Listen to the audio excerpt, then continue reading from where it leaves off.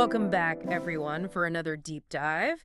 This time, we're exploring something, well, kind of powerful, right? Definitely powerful. The power of one. Yeah. And to help us do that, we'll be looking at a sermon called Power to Create a Better World Oh, I love that sermon. by Reverend Merry Shaver. Yeah, it's a good one. It's thought-provoking, asks some big questions.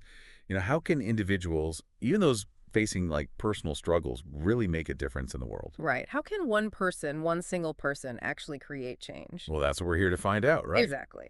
So what makes this sermon so special? Well, it's a really fascinating blend of personal stories, practical advice, and some like deep philosophical insights. Reverend Shaver really weaves it all together beautifully. Yeah, and she starts with a story Uh-huh. that honestly, it grabs your attention right away. The story of Buckminster Fuller. Oh, what a story, right? So picture this. 1927, Fuller's just 32 years old, and he is at a complete breaking point. He lost his daughter, he's bankrupt, just feels utterly hopeless, like to the point where he's contemplating suicide. Yeah, he was in a dark place. It's a story of like immense struggle. And yet, instead of giving in to despair, Fuller, he makes this radical decision. He did. He chooses to dedicate his life to figuring out what one individual with no money, no fame, can actually do to make a difference for all of humanity. What can one person do? Right. And boy, did he prove that one person can make an impact. He really did. Fuller went on to invent the geodesic dome. Oh, yeah. That revolutionary architectural design. You know it. Countless patents, honorary doctorates. His story is a testament to the power of one person choosing to make a difference, especially after facing incredible hardship. It's a true testament. It's like rising from the ashes and saying, I'm going to make a difference. Exactly. So how does Reverend Shaver tie this back to her main message? Well, Fuller's life perfectly embodies the ripple effect that she talks about. The ripple effect. Yeah, like imagine dropping a pebble into a still pond. Okay, I'm imagining. Those ripples, they spread outward, Yeah. right? Demonstrating how even a seemingly insignificant action can create waves that reach far beyond what we initially imagined. That's such a great visual. It is, isn't it? It makes me think of another example from the sermon, Nils Bohlin, Bill's the bowling, inventor of the three-point seatbelt. an invention that changed everything. Think about it. One invention back in 1959, and it's estimated to have saved millions of lives. Millions. Yes. It's incredible, right? It's amazing. And it connects beautifully to the larger point of the sermon, Which is? which is that each of us has the potential to be a catalyst for change. We may not all create, life-saving inventions, Right. but our actions, our choices, they all carry a weight and influence that extends outwards, even if we don't always see it. It really makes you think about the power we each hold, right? It does. It's a call to action in a way. It is. And speaking of powerful figures, Reverend Shaver also talks about the influence of her mentor, Reverend Terry Cole Whitaker. Oh, yes. An amazing woman. Right. She was instrumental in introducing Reverend Shaver to the principles of science of mind. Yeah, a spiritual philosophy that emphasizes the creative power of thought and belief. Now, for those who might not be familiar with science of mind, Right. what is it all about? It's a teaching that emphasizes the interconnectedness of all things and the power of our minds to shape our experiences. Reverend Shaver, she seems to suggest that even the act of listening to this sermon can be an action in itself, like setting positive changes in motion. Perhaps it sparks a new idea or inspires a change in behavior, which then ripples outward. Okay, so we're seeing how one person can create these waves of change. Right. But I want to talk more about this idea of power. The sermon's theme is a grand rising, and it really focuses on this personal power. Yeah. And Reverend Don Bay, a minister at Seattle CSL, he offers some really interesting insights on this. He stresses the importance of inner work, like forgiveness and healing, as essential steps to connecting with our own innate power. So inner work is key. It's foundational. It's Yeah. about clearing the way for our power to emerge. Okay, so if we've done that inner work, how do we then express that power authentically? Well, Reverend Bay suggests letting go of ulterior motives and acting with integrity. It's about tapping into a genuine, heartfelt power that inspires others to join us in creating positive change. So it's not about forcing our will on others, No, none at all. but rather inviting them to participate in something positive. Exactly. It's about leading by example. And it all starts with being true to ourselves and our values. Absolutely. And this aligns perfectly with Ernest Holmes's idea of being for something and against nothing. Yes. Holmes, who was a key figure in the New Thought movement, He believed that true power stems from standing up for what we believe in, with clarity, with kindness, regardless of the challenges that we may face.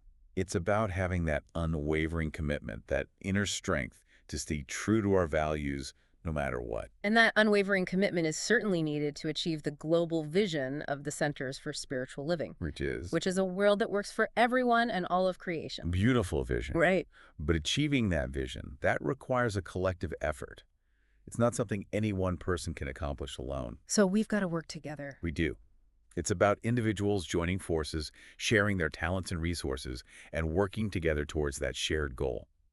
It's similar to the power of prayer or spiritual mind treatment, where the collective intention amplifies the individual efforts. I love that. It reminds me of a story Reverend Shaver shares about Allie Young Ali Young, and her Ride to the Polls campaign. such a unique campaign. They use horseback riding as a way to engage voters within the Navajo Nation. Oh, and the horse itself carries such profound symbolism. Strength, resilience, a connection to the earth. Such powerful imagery. It's a powerful image of individual empowerment interwoven with their cultural values. Right. And get this, they actually ride on horseback to the polls. I know, it's amazing. Young describes how the rhythm of riding creates this sense of reconnection with themselves, with nature, with their cultural heritage. Beautiful. It's all about aligning our actions with our beliefs. It is. It's a beautiful illustration of how individual passion can spark a movement that brings people together, even in unexpected ways. It shows how traditional practices can be used in innovative ways to engage communities and promote positive change. Now, before we get to the next inspiring example, let's take a quick pause. We'll pick right back up in part 2. And you know, this idea of aligning actions with values? Yes. It's further highlighted by Reverend Shaver's discussion of the CSL Dallas Voters Guide. Oh, the voter's guide. It's a nonpartisan guide that encourages people to make voting decisions based on their values. Which I think is such a powerful concept, right? It's not about blindly following a party line, but about actually taking the time to consider what truly matters to us as individuals. Absolutely. And CSL Dallas breaks those values down into 5 distinct categories, 5. which provide a framework for thinking about the kind of world we want to live in. Okay, so walk me through those categories. Yeah. I'm curious to hear how they approach this. Well, the first one is environment and the planet. Okay. It emphasizes the importance of stewardship and interconnectedness. Okay. It encourages voters to consider where candidates stand on issues like climate change, clean energy, and protecting natural resources. Right. So it's about recognizing that we're all part of this delicate ecosystem and our choices have a ripple effect on the planet as a whole. Exactly. Yeah. The next category is democracy and rights, Okay. and it focuses on the inherent value of each person and the importance of just and equitable treatment for all. So it's about ensuring that everyone has a voice and is treated with dignity and respect, regardless of their background or beliefs. Precisely. I like that. The third category is personal integrity and governance. Okay. This one really zeroes in on the importance of right action and truth. Voters are encouraged to evaluate candidates based on their transparency, ethical decision-making, and commitment to serving the greater good. It's about holding our leaders accountable. Yes, And making sure they're acting with integrity. I like that they're highlighting the importance of building trust between those in power and the people they represent. yes, trust is essential. Mm-hmm. And that leads us to the fourth category, which is dignity and respect for difference. Okay. It speaks to the beauty of unity and the inherent value of each individual, encouraging voters to consider how candidates approach inclusivity, equity, and respect for diversity in all its forms. This one really resonates with me. It's about creating a society where everyone feels welcome, valued, and empowered to be their authentic selves, right? Absolutely. I love that. And finally, we have optimism, hopefulness, and peace. Okay. This category reminds us of the power of thought and unity and encourages us to choose leaders who inspire hope, promote peaceful conflict resolution, and are genuinely dedicated to building a better world for all. So it's about choosing leaders who embody those values of compassion, understanding, and a belief in the possibility of positive change. Exactly. What I find so powerful about this voter's guide is that it doesn't tell people who to vote for. Yeah, It simply provides a framework for making informed decisions based on our values and aspirations for a better world.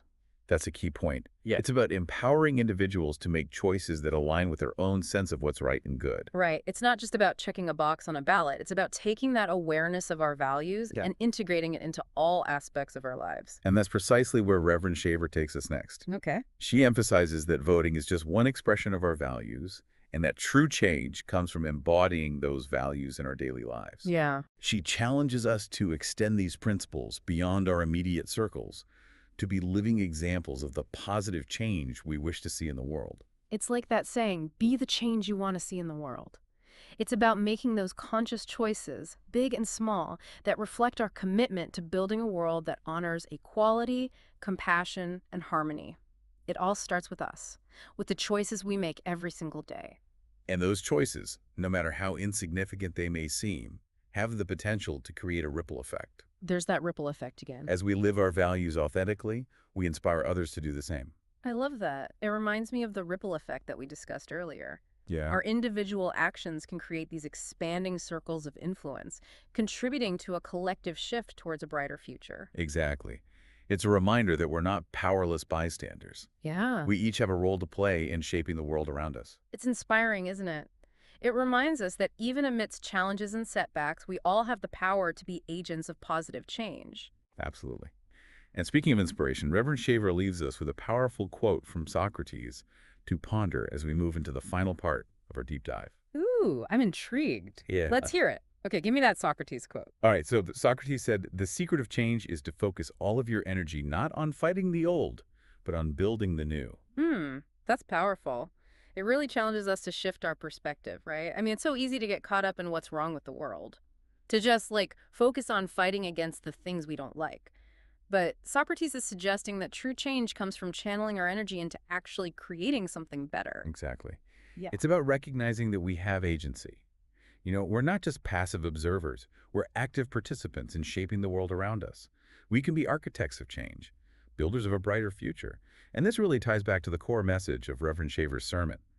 Individual choices and actions do have the power to create those ripples of change, those waves that contribute to a better world. It's like each of us is holding this tiny seed of possibility. And when we plant that seed, nurture it with our actions and water it with our intentions, it can grow into something truly extraordinary.